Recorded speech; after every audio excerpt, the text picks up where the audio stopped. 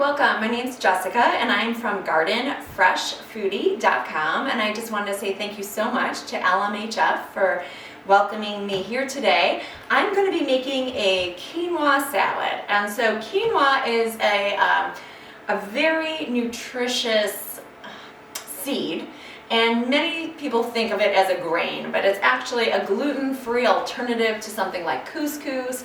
And so in my company, what I do is I try to help people think of different ways of boosting their fiber intake, eating more plants. How do we eat more plants and why?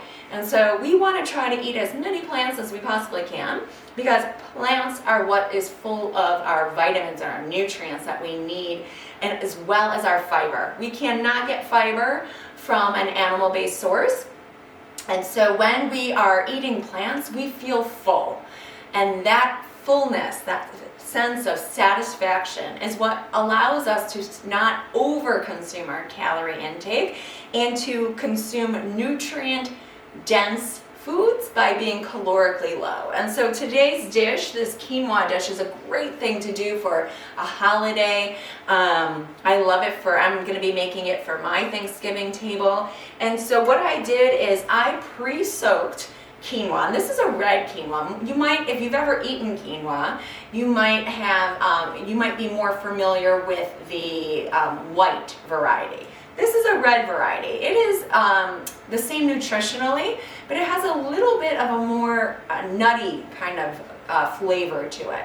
It is, when I actually soak it ahead of time, so I soaked this about 4 hours earlier this morning, and so I let it soak. And the reason I do that is by soaking the seed, it starts to open up the seed coat, open up the ability for you to actually better absorb the nutrients in it. Some people have difficulty digesting seeds and nuts and certain grains, and by soaking them, you actually make them more readily absorb. They can be absorbed better by the digestive system, and some people find it's easier for them to handle.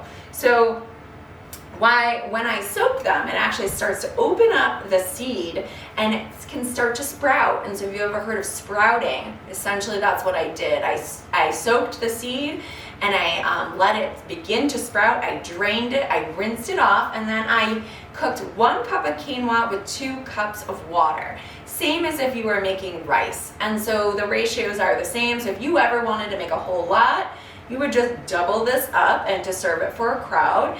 It lasts all week long. It's a great thing to have in your fridge for work, or as a side, as a topper for another salad if you want. But I like for people to start thinking of salads as a collection of different things. It's not just that regular old lettuce that has to be our salad. We want to try to include more nutrient-dense foods than just lettuce. Lettuce is lovely, but it's not very nutrient-dense. And so I'm taking my quinoa that I've already cooked. Okay, so you simmer it for about 10-15 minutes. By soaking it actually takes less time for it to cook. And then I also, at the very end of your cooking process, what you can do is you can stir in any dark leafy greens. So you could stir in kale, you could stir in Swiss chard or collards or beet greens. And instead of doing that today, what I did is I cooked them separately. I just real quick, little bit of water, and I had some beet greens that were in my fridge, and so that's what I was using today. In the past, I've done kale in this dish more commonly, and the recipe actually calls for kale, but you can use any kind of green you want. Greens are great sources of calcium and plant-based protein. So this dish is actually it's like everything that you can need. It's a complex protein. It has greens for calcium. It's going to have some crunch from some celery. So I'm just putting in my greens that I already cooked, and they're beet greens, so they have a little pink hue to them. That's why, the color. And I'm just going to stir those in.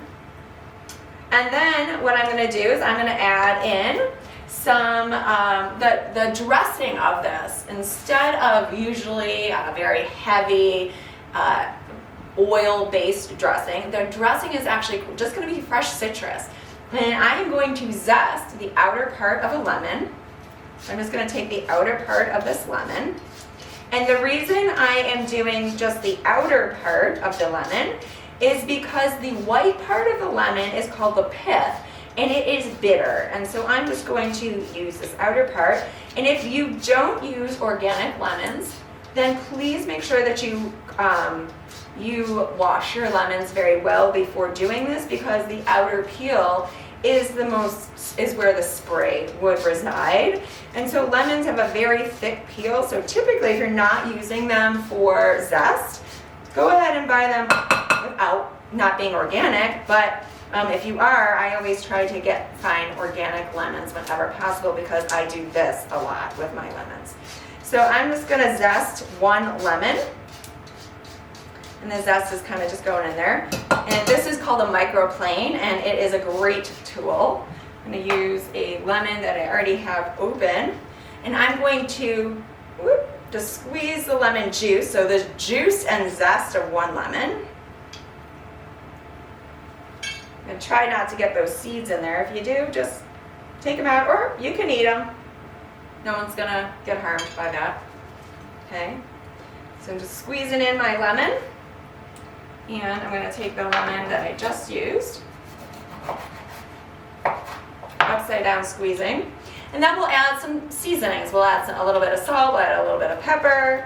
I'm going to add in a cup of celery, about half a red onion, and I'll show you how to cut that in just 1 second. Just get my lemon juice in there, and if I think I need a little bit more lemon juice, I'll add a little bit more. Maybe I'll do like a lemon and a half. Basically, this can be anything you want. You can add anything to this dish. If it's fall, add some apples or pears into this dish. If it is summertime, make this dish with some strawberries or blueberries or raspberries. If you want to, for Thanksgiving, if you want to throw in some roasted butternut squash and some greens, that is an awesome thing to add. So basically, it's anything that you want to add into here. I like a little bit of sweet and a little bit of savory in here too. I am going to add in some dried cranberries to this dish. So I have dried cranberries right over here. I'm just going to add those in.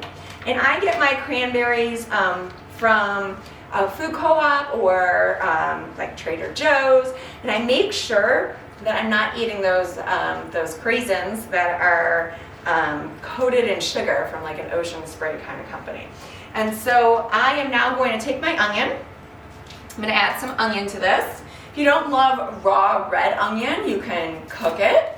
You can also use scallions, or you can leave out the onion altogether. Again, it's a base recipe. It's whatever you are really liking, what you like. So I have already cut half of a red onion. I used it for another dish that I made. And so I love being able to chop once and use it multiple times. So like I like to store things in canning jars for that very purpose. So I just go ahead and I chop a whole bunch of celery up, a whole bunch of peppers up, and then I have them for the week. Same goes with onions.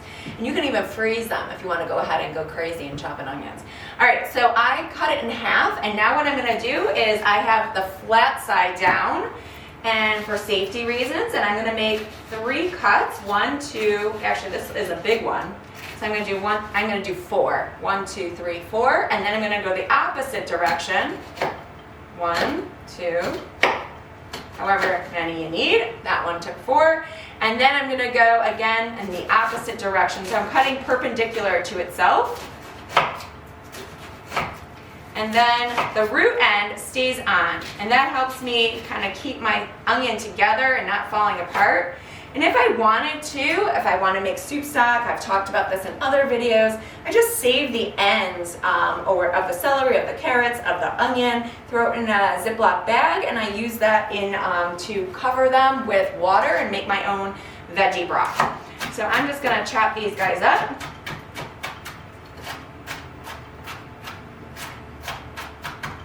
Okay, and then we'll put that in to our, oops, actually I'm going to use these guys that I already have a little bit smaller over here. And know, if you don't love a lot of raw onion, some people don't, so you just kind of add in whatever you want. So a half an onion, depending on the size of it. So I'm kind of add a little bit more in there. And then, so I got sweet, I got a little bit of crunch going on. It's also really great, this recipe, when you get it, comes with a curried cashew recipe, which I'm not making with you today because I don't have an oven, but that recipe is outstanding. So I really recommend that you make those curried cashews. They're like addicting. And that can add an extra little crunch layer to this dish. I'm gonna add some pepper. Add a little bit of pepper in here, about a half a teaspoon of pepper. And I'm gonna add the same amount of salt. So again, I'm gonna pour that salt over another container, make sure that I don't add too much salt in here. And I usually use a kosher salt, but I had to travel today and my kosher salt container is open and it wasn't able to shut. So today I'm just using a regular table salt, but I typically like to use kosher salt. I like the texture of it a little bit better. And this dish normally would have some apples in it, but again, I have these great fresh peppers from my garden, so I'm gonna add those in because they're beautiful. They're different colors, but you could have added apples into this, whatever you want. And I'm gonna add some fresh parsley. I'm gonna take those extra onions, put them away for another recipe because I already did the work. So now I got like 2 cups of onions pre-chopped for my week today, and that is going to be a welcome thing when I come home from work and I have to whip up a fast dinner. So I always like that. And I'm going to add some parsley, and again, this parsley, I just picked it from my garden. Just going to make sure I clean off any little pieces. Okay, so I'm just going to mince this up.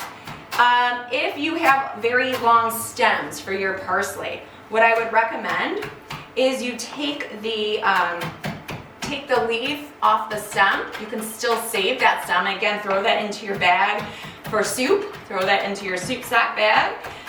Celery is great for soup stock. I'm going to add a little bit more. I'm going to save some more. So if I have like long stems like this, I'm just going to kind of pull off the leaves from that. Just you can totally eat them. They're edible. It's totally fine.